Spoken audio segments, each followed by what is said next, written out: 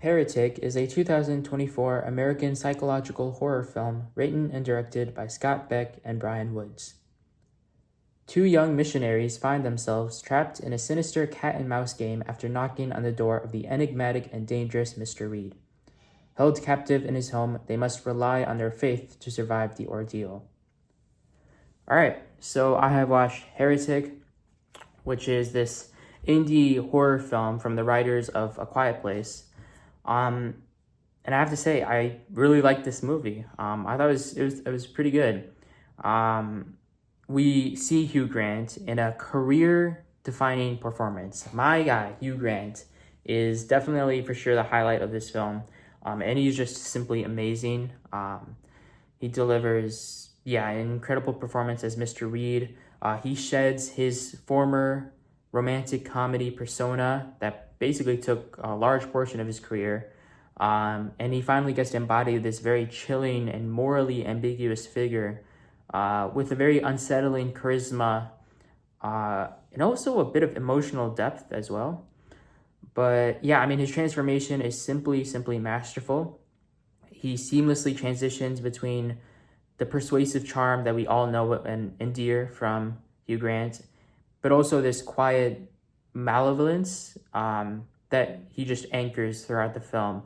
And he also anchors this film with his magnetic presence that elevates the entire narrative. I cannot think of any other actor that could act as well as Hugh Grant did, or is as perfect for the role of Mr. Reed as Hugh Grant. Which also makes sense because from what I read online, Hugh Grant was actually the top choice for this role from, Scott Beck and Brian Woods. Apparently, it was like a whole 4-month process of Hugh Grant just emailing the directors, asking them questions about his character, trying to learn more.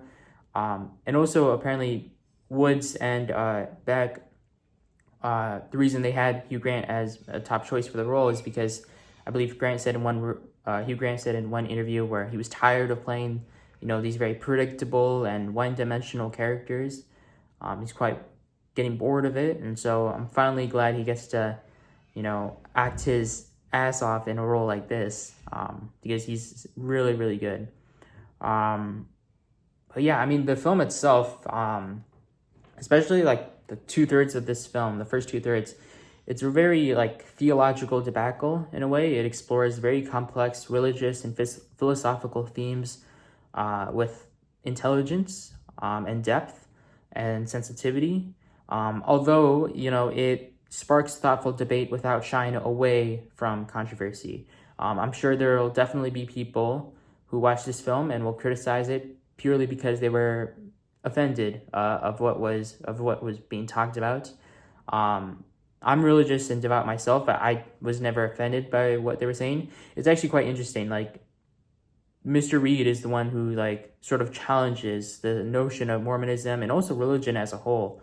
But I was kind of thinking to myself at certain points, he's kind of spitting, I'm not gonna lie. It's a very, very insightful discussion in a horror film. You wouldn't expect that, but it's very insightful in a very creepy way and malevolent way. But yeah, Sophie Thatcher and Chloe East, those two young ladies shine as Mormon sisters, Barnes and Paxton respectively. And they offer a very compelling dynamic where you have edgy skepticism meeting naive conviction. And I really think both of them played off each other very, very well. Apparently, both actors in real life were actually raised Mormon. And so they were able to give valuable insights into the religion itself when shooting the movie. So I definitely think they were the perfect casting choices as well. The casting overall, I think, is just phenomenal. But yeah, I mean, what I also loved about this film is there is a character change from East's character Paxton. She sort of has an intellectual turn later in the film, which I thought was very interesting, and I thought was definitely a highlight for this film too. But yeah, I guess where this film does falter, because it's not perfect by any means, it sort of falters slightly in its horror elements, with this very over-the-top basement scenes that strained believability, and I think could have definitely been benefited from tighter writing. It's quite weird. I think when the film actually turns into a horror film, it's it sort of feels rushed, and it feels very, this movie in itself, it kind of feels like it was adapted from a short film, and you sort of get that idea because of how small the ensemble is. Like they literally have Topher Grace, but he's only the actor Topher Grace, if I'm pronouncing that correctly, but he's only in the film for like less than 10 minutes of screen time. And he's probably like the only other important side character. The film really just revolves around the three main leads. But yeah, I mean, the horror elements itself, there's actually a moment that kind of, I don't really like. It's kind of a trope that happens in horror films, but it's like when one character sort of just like explains all the tricks and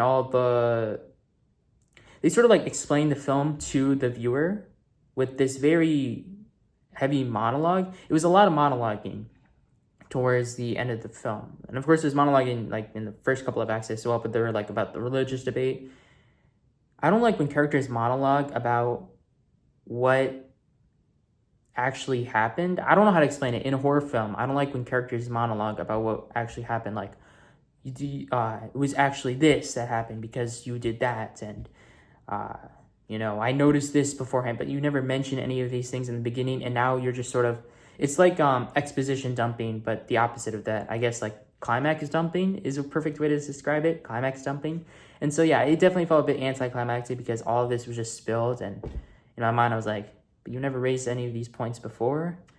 So yeah, I think it could have definitely benefited from a lot more tighter writing. I could definitely see this film being having a slightly longer runtime, although I think overall the runtime is good. But yeah, I mean, anyways, despite those types of flaws, I think the supporting cast and the thematic ambition from Scott Beck and Brian Woods really helped maintain the engagement, offering a very rich backdrop to Hugh Grant's transformative role. Yeah, it's both provocative, it's unsettling, and of course, while it's not without its slight missteps, I think it is ultimately a very rewarding, and again, for a horror film, especially, a very thought-provoking watch. For, I guess, viewers that are interested in moral complexity or just powerful performances in general. The acting when the two Mormon sisters are having a conversation with Hugh Grant before anything really feels like off, when they're just having this slightly creepy, weird conversation. There's so many facial gestures and nuances that I feel like aspiring actors could really learn from. There's just so many great performances in this film. And I know Hugh Grant especially, apparently he improvised several of his lines, such as like when I won't spoil too much stuff, but like he meows at a certain point. He does a Jar Jar Binks impression. He also makes this sort of sexually suggestive joke about having a Wendy, which also was improvised, but also fit into the context of that film. He's actually so incredible. I'm just glad he was able to finally get a role like this. He just was knocked it out of the park, But yeah, and then like I said before, Heretic, it does maneuver into familiar and grotesque territory during the second half, I would say. I think that's when it sort of starts to sort of slip away from what made it good. And it is quite poetic, though, because, the first half of the film is a lot of talking, and it's sort of like they finally put the theory into practice, and then verbal terror turns into physical terror. And you would think that makes it interesting, but for some reason, and maybe it's just me, that somehow, for me, it just made somehow the film less unique in a way, because it just sort of went into cliche horror tropes. But yeah, I mean, that might just be me, but anyways, I do love the amount of pop cultural references. I already mentioned a couple, but there's more. There's one about Lana Del Rey. It's crazy. And so honestly, and it was funny too, there's this amazing analogy with the board game when talking about religion. And he also, Hugh Grant's character, Mr. Reed, and I have to give hats off to the writing. You know, the writing is actually impeccable sometimes. He gives analogies to religion, or there's an analogy with religion to music, to board games, and into like real life stuff as well. And it's actually crazy how it makes a lot of sense. Like, it's actually crazy how much sense it makes. So I really love that. And I definitely feel like this film deserves so much praise that I feel like it has been getting, even though it was, you know, of course, again, it was nominated, but I genuinely don't feel like any other horror film could master that type of theological debate and religious debate that this film did.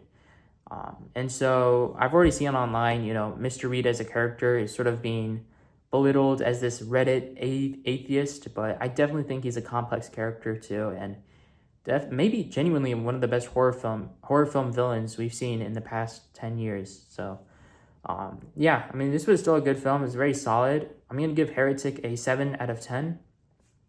I highly suggest watching this, of course. It's very thoughtful in its own creepy way, but yeah, I mean, that's pretty much it. Hope you enjoyed. See ya.